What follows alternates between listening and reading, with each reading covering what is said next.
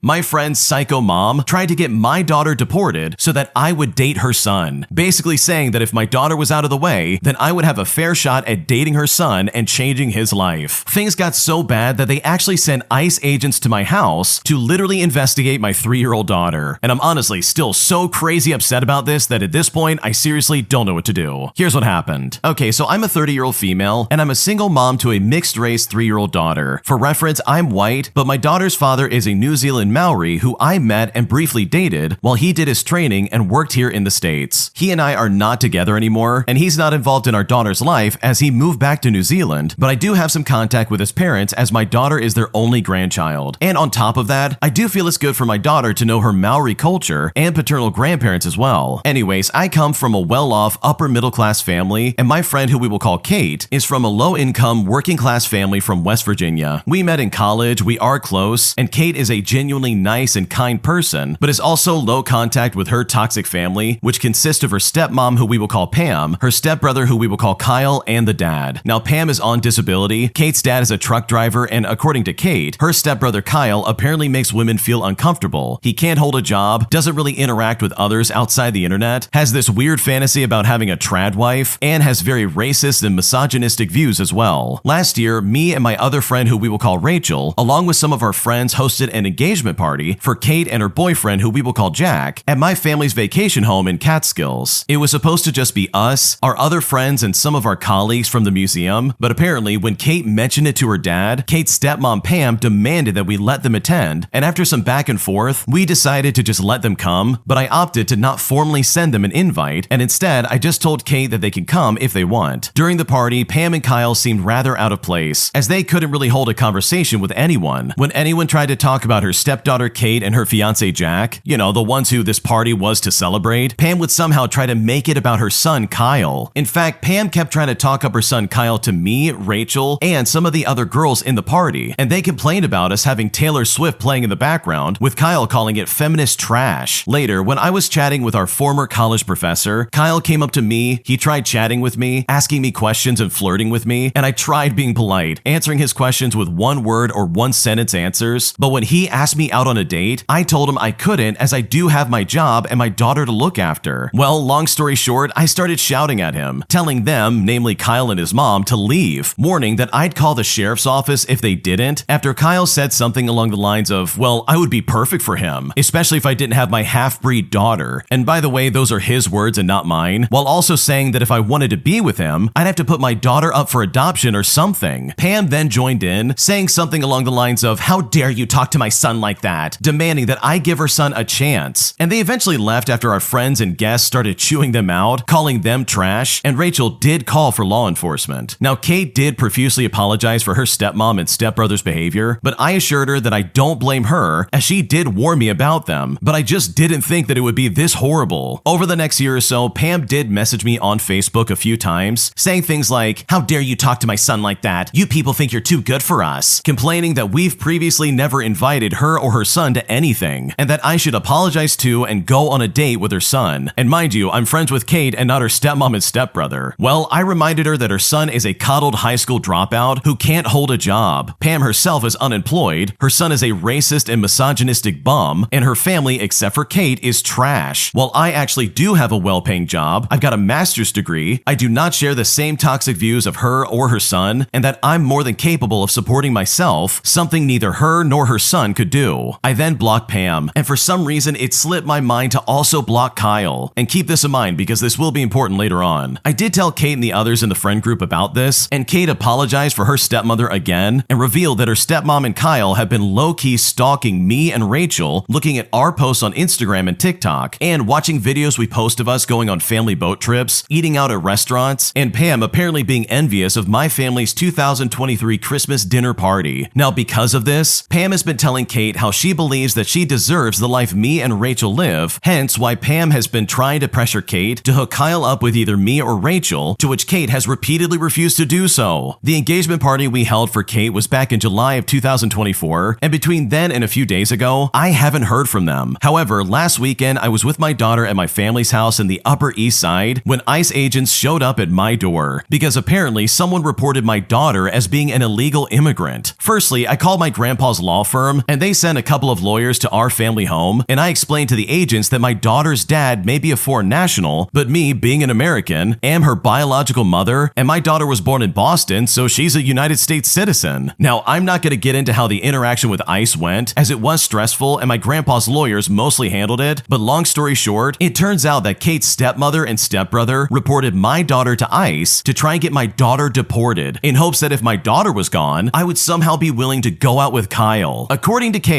she found out that her stepmom just created another account, and given the fact that I forgot to block Kyle as well, he was able to see me post online. They knew my daughter was a US citizen as she was born here. Kate herself told them that in the past, but according to Kate, they think it's disgusting for me to have a mixed race child, and they wanted to hook up with Kyle so they can be included in my family's social events, trips on my dad's yacht, and live the life that they think they deserve. That being said, they also think that if they somehow got my daughter out of the way, I could start fresh with Kyle. Kate also mentioned that going forward, she will be going no contact with her stepmom and stepbrother, as she and Jack did not want her stepmom trying to interfere with or dictate their married life, since they as a couple have had problems with Pam in the past. Also, Kate said she will testify in court against her stepmom and stepbrother if it really does come to that. Because of this, my grandfather, my dad, our family's lawyers, and I agree that it's best we take them to court. Now, for some additional context, yes, unfortunately, Kate did come from a toxic household, as her stepbrother was an entitled golden child who was coddled by his mom. Pam is a controlling and psychologically awful person who feels the need to control everyone, and Kate's dad is barely around, nor does he seem interested in being involved with his family. That being said, Kate's dad has been pretty much absent from most of the awful things that Kate has been dealing with during her teenage years, and when Kate did tell her dad, he would just brush it off, and that is how I understood her family situation to be. That's why Kate, up until this past weekend, was only low contact with her family, but after the incident of Kyle and Pam stalking me and Rachel, Kate and her fiance Jack have decided to finally go no contact with Pam and Kyle, as they really don't want any of their toxicity in their life going forward, and especially don't want Pam around any future kids that Kate and Jack may have. This is legitimately a crazy situation, and I just want to say to the original poster, I am so sorry this happened to you. You are seriously very brave for sharing this, because my god, this paints a picture I've honestly never seen before. Like seriously, can you imagine for a second being so crazy that you think falsely reporting that somebody's daughter is an illegal alien in hopes that they would get deported is somehow gonna win this lady over for your crazy son? Like my god, talk about using the system in the wrong way. These people are out of their minds if they think that's okay, and I'm so sorry that happened to you and your daughter. Like you guys don't deserve that in the slightest. You literally only invited them because they were like, oh, we don't want to be left out, please let us come to your stupid party, and then they pull this stuff and it's like, dude, what is happening right now? So seriously, I really hope this gets worked out for you and your family, especially for the sake of your daughter. Like that really is a crazy situation, and you guys do not deserve that in the slightest. If you like Am I the Jerk, you're probably going to love Am I the Genius. Check it out, link down below in the description. Also, go to amithejerk.com/submit if you would like to submit your own stories. Am I the jerk for telling my friends to delete their reviews of my cafe, as it was glaringly obvious that they used ChatGPT to make the review? Here's what happened. So I opened up a cafe a few months ago. The premise is very small, and my business partner and I live directly above it, so it's closer to a side hustle more than anything, since we only open for the morning rush. Business has been steadily increasing, and we've been getting nothing but good feedback from our customers so far. Last month, I invited my entire friend group to enjoy a beverage and a slice of cake at the cafe for free in exchange for honest feedback in the form of a Google review, since I wanted to try out some new drink ideas and also get a bit more traffic on our Google page. Well, my friends ate, they drank, and then they bounced, and a good time was had by all, with each of them promising to write a review the next day. Every single friend wrote a review, and every single one of them was obviously generated by ChatGPT and written in American English, which is not even the official language here. Some of the reviews even mention services or drink items that we just don't have. So when I saw this, I was really conflicted. While I appreciated them taking a moment of their time to write a review, I feel like not only was it a half-baked gesture, but also I think that since people can tell a fake review from a genuine one, it only affects my cafe's credibility. I mean, would you visit a cafe where the only reviews are all clearly AI generated? I know I wouldn't, which is why I've asked a couple of them to take the reviews down and redo it. I'm not entirely surprised that they were taken aback and not happy with my request. It's not pleasant to be told that your gesture, no matter how small it is